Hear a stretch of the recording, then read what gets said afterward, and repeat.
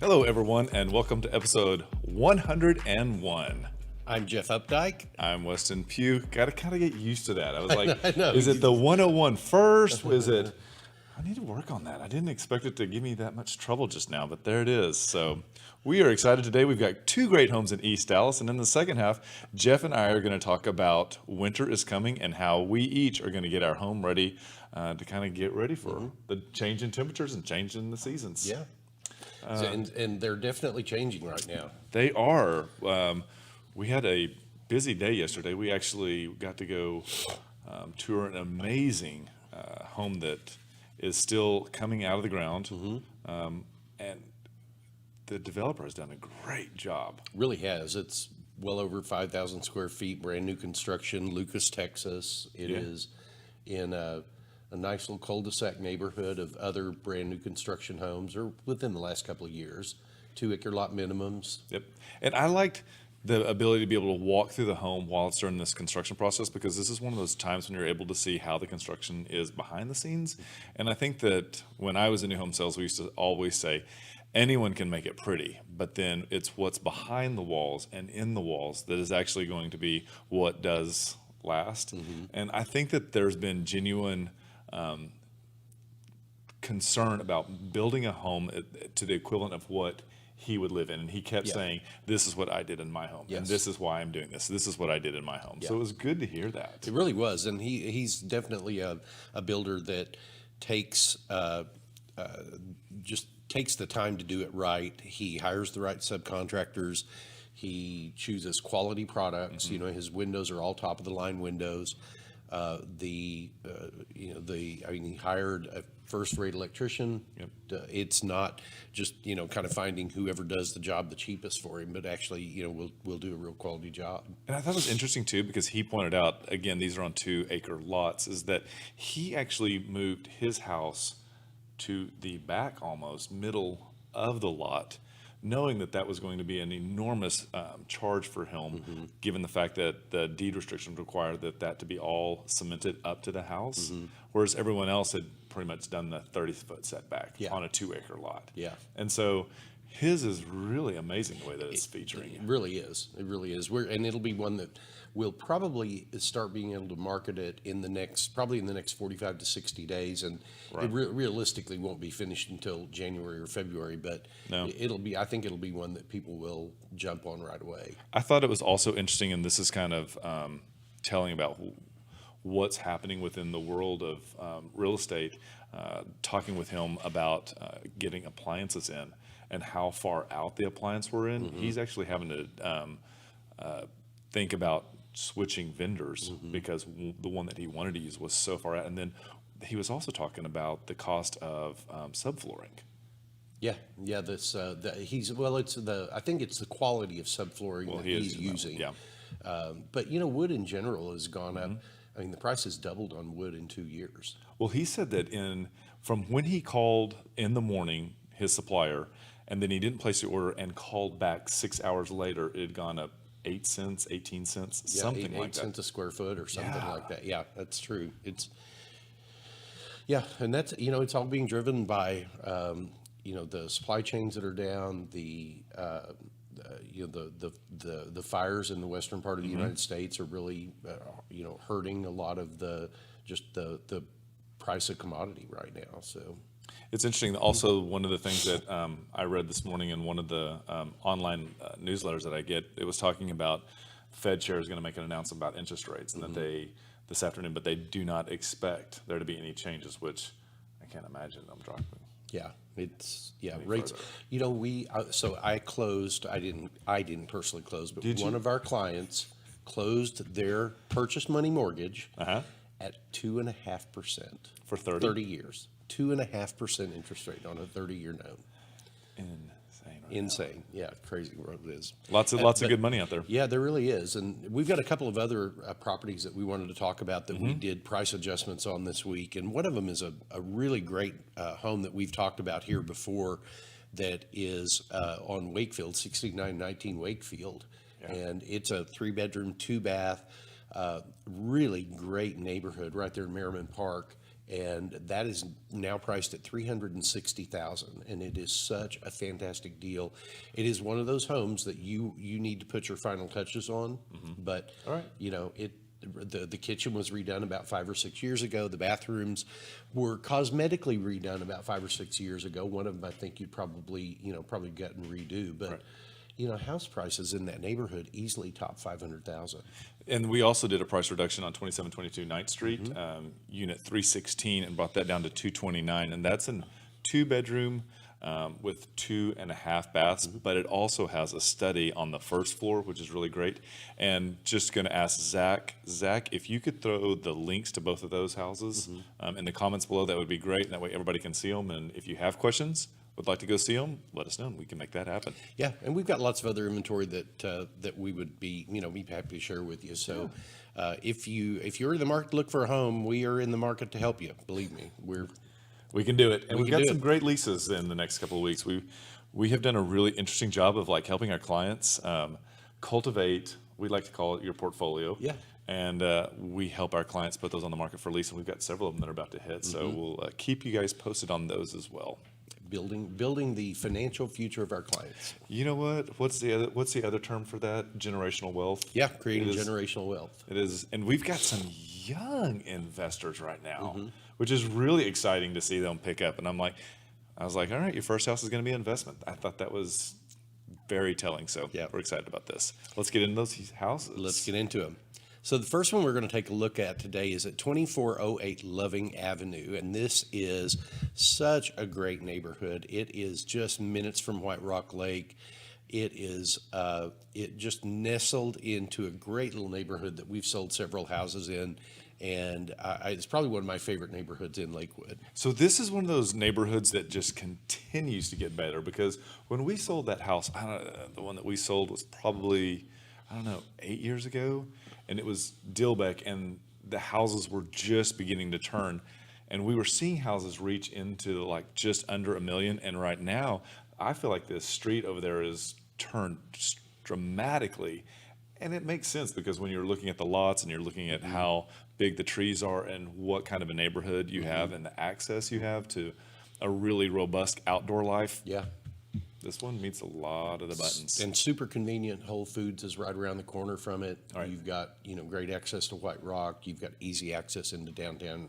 Just And the playground that's down at the end of the street. Mm-hmm. It's a really big park playground, and I would say now more than ever, this is one of those extra features that, as a parent Mm-hmm. or someone who has the 4-legged little ones, I think this would be a really great way to Yeah. burn off some of that energy. Yeah.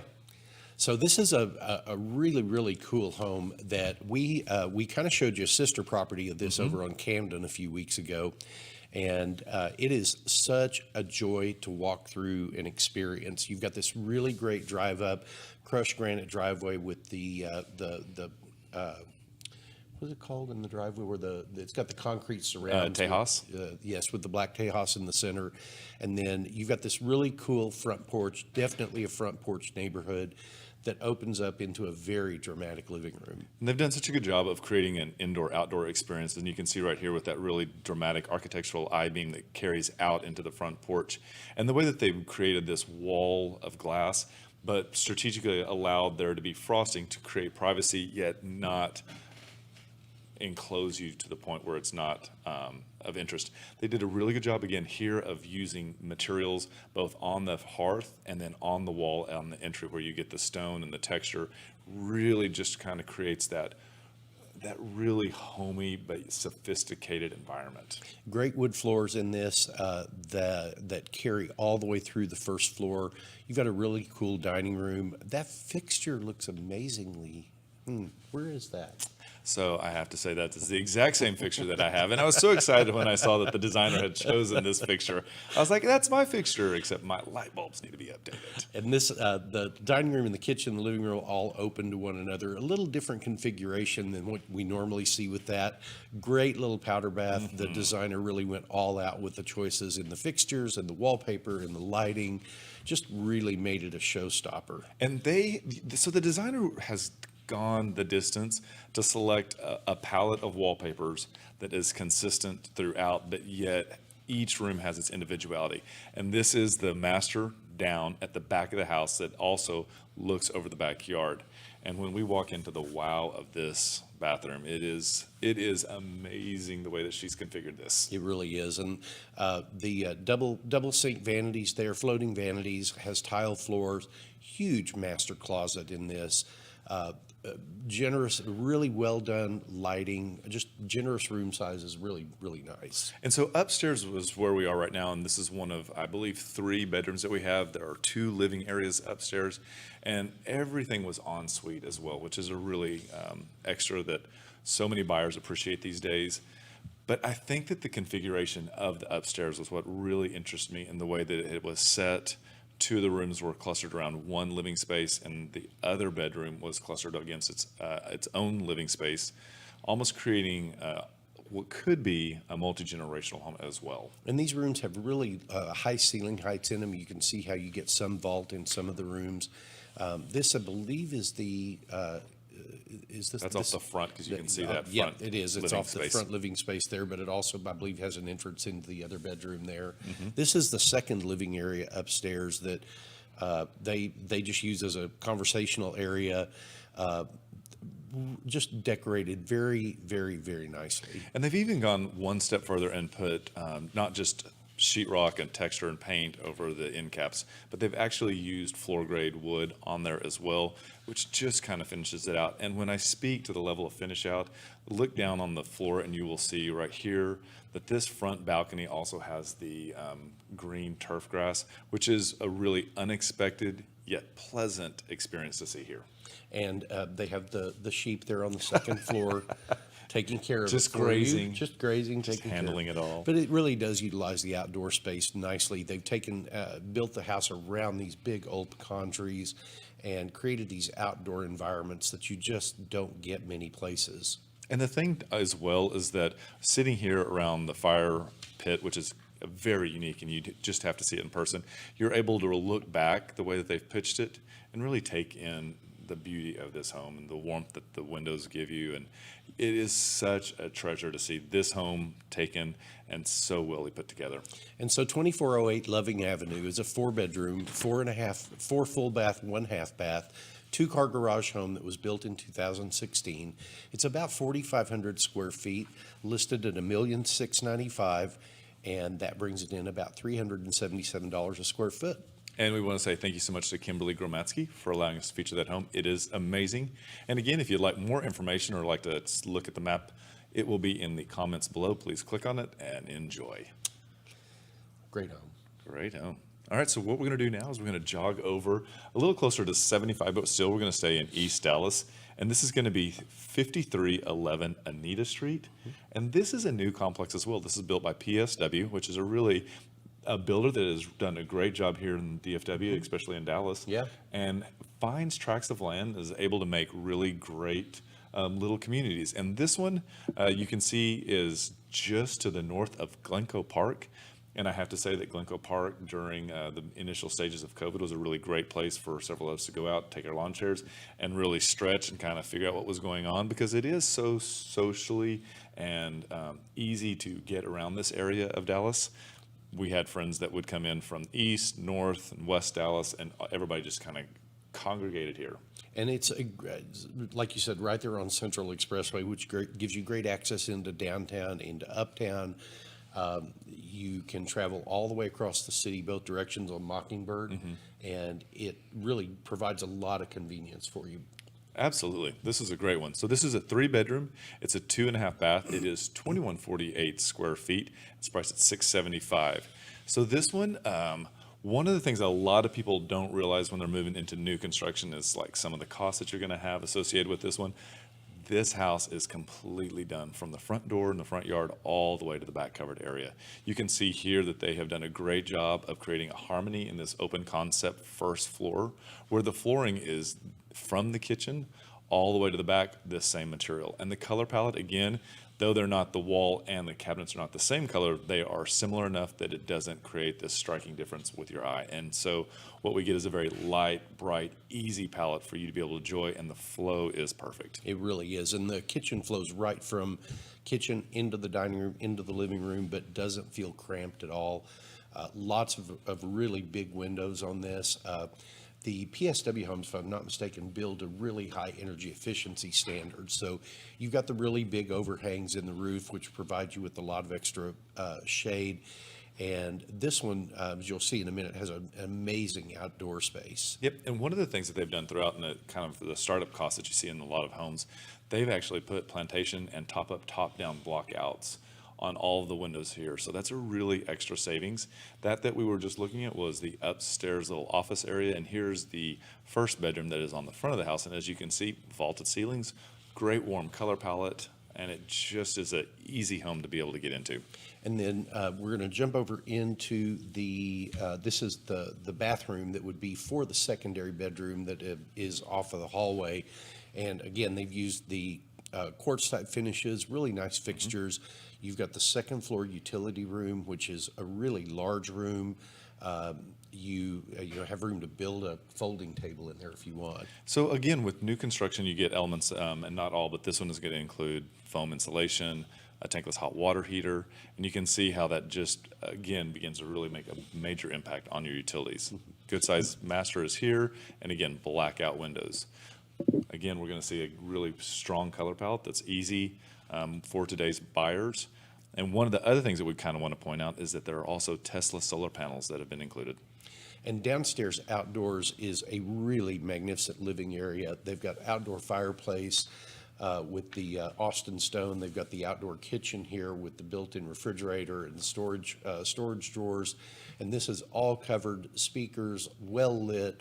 Such a beautiful outdoor living. And then you have the pads that lead you out to the 2-car detached garage. So this is 5311 Anita Street. It's a 3-bedroom, 2.5 bath, 2-car garage built in 2017. Comes in at 2,148 square feet, priced at $675, which is $314 a foot. And we want to say thank you so much to Sean Haynes for allowing us to highlight your home. Thank you, Sean. And again, if you like this home or like one that's similar to it, please let us know.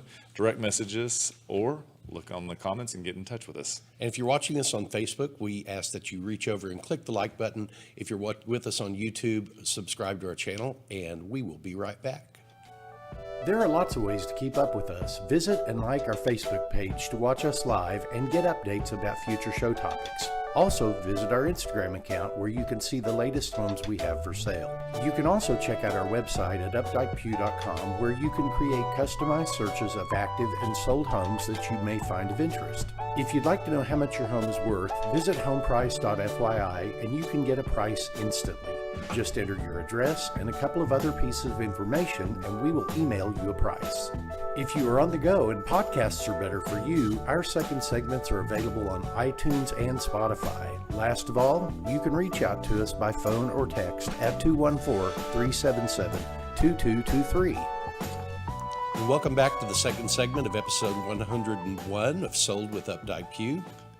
I'm Weston Pugh. Yeah, just thought I'd throw that out there. I was like, what? What did you just do? You just backed into that so oddly. You get me back for the way that I intro today. Exactly. So anyway, today in our second half, winter is coming, and you can probably tell I'm dealing with allergies and fall stuff right now already. Are. So even though it's 90 degrees, winter is coming. I know, but we're what we thought we would talk about today is how we are preparing our homes for the winter, because it's a really important time of the year to get ready for what harshness we do have in winter. Well, I think the other thing too is that we think that, oh, we've got time, and before you know it, the weather has changed, and so the rain pattern has kicked in, and so you lose precious time, and so what you thought you were going to be able to do no longer is, because either it is actively raining or it's still wet from the rain, and so some of the things that I have realized this summer is that the gutters at the house are not functioning properly. Either they become clogged, they're not large enough to handle the volume of water that's coming off of some of the pitches, or the angle of the actual channels is not significant enough. So we're actively having gutter vendors come out to take a look and find out what we want to do. And one of the things I think that people don't realize is that when gutters back up and they cause that backflow onto your roof, that's when you actually experience more of a deterioration over the long term in your roof and soffit areas, but also you get deterioration that can really cause havoc later on as well. Yeah, and the like you were saying with the gutters backing up, like in my instance, I have a metal roof, so I don't have to deal with the shingle disintegration, but I do have to worry about water getting back up underneath that metal roof and then coming back in that way. And so, gutter cleaning is kind of number one. I get to do it 2 times usually in the winter because I've got really big con trees that drop.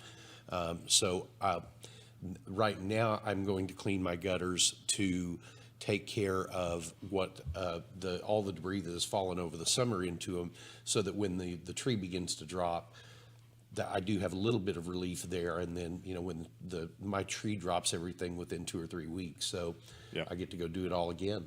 So this is an interesting thing that we're going to do for the house is that we have several large trees in our backyard that's surround the pool and make it great because it keeps temperature low. So in August, it's a very crisp pool and it's wonderful. But that means that we get a ton of trees. And so visiting with the previous owners, their suggestion is, because apparently it is a substantial drop of leaves, is that to get beach balls. And so apparently we need about 20 to 30 beach balls. We have to air them up, and then we have to take and put them down and then layer over the tarp on top of that so that it supports the tarp and allows us to blow the leaves off. And so I'm ordering 20 beach balls from Amazon soon before they quit making them. Like, God, I don't know what's going to happen. Watch, I can't even get them because they're like, summer's over, we're not doing that anymore. You're going to make us break into 2021 stock. Get them those right now. So what's your second game? The second thing I'm doing is moving the dog beds inside.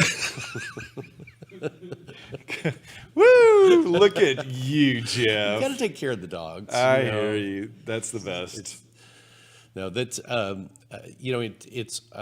It's also time to start talking about painting. My house has not been painted in 6 or 7 years. Okay. And so I'm probably going to have it painted now in the fall and then get it ready, because there is, even trying to be as good a homeowner as I am, I do still get some wood rot around occasionally. There are areas that houses just, they breathe and live and move. And so I've got areas in mind that I need to go back in and have recaulked to keep bugs out.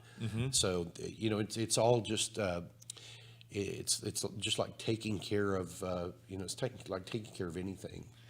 We noticed, and this is going to be my third thing, we noticed that the sprinkler monitor, that the rain sensor didn't seem to be functioning properly. And in visiting with you, you actually changed yours out to one that actually connects to your Wi-Fi, and so it watches the weather pattern. Yep. And so even if it doesn't detect rain, it knows that yesterday it rained 3 inches, and therefore it doesn't rain on its cycle. Yes. And so we are going to replace ours, just because I feel like I don't want to create a situation where we get to the ice apocalypse of, what was that, 2012 or something like that, and all of a sudden my sprinkler goes off and everything is just caked in ice. So that is the big thing to me, is to prevent any unnecessary watering and to prevent an ice capade issue coming up. The next thing that I'm doing for winterizing my home is I'm going to get my chimney flue cleaned. And that is even though I have gas logs, there is still the opportunity that a bird could have gotten in there, or there could be some rodent nesting in it. And you still need to have that cleaned, because a lot of house fires in the winter come because of chimneys. Are you doing that because of that celebrity Rachel Ray? No. Rachel Ray lost her house this year that's because she true. had an animal that was in it, exactly what you were talking about. I wonder if that's where I heard it from. Interesting. Well, put that on my list as well. I need to have those because that would be a terrible thing. I don't need any more fire in my life. No, not at all. No. So, well, we would love to know what you're going to do to your house in the comments below. If you've got a great idea, or if you need a list of a vendor, Jeff and I have a world of vendors that we use pretty much on rotation, both as ourselves, but also that we refer out, and we would be happy to help y'all out. Absolutely. And whether I had somebody, and whether you're a customer or not, we would, Right. we're happy to help you with that, because if it comes to dealing with your home, we want to be the people that you call. Absolutely. Whether it's selling or whether it's fixing it, we want to know. We want to help. Absolutely. So thanks for joining us today. We hope that you found this informative. Call us if there's any property out there you'd like to see, or if you're thinking about putting your home on the market, give us a shout. We'd be happy to have a conversation with you and see if it makes sense. And just remember, we want to be your realtors for life.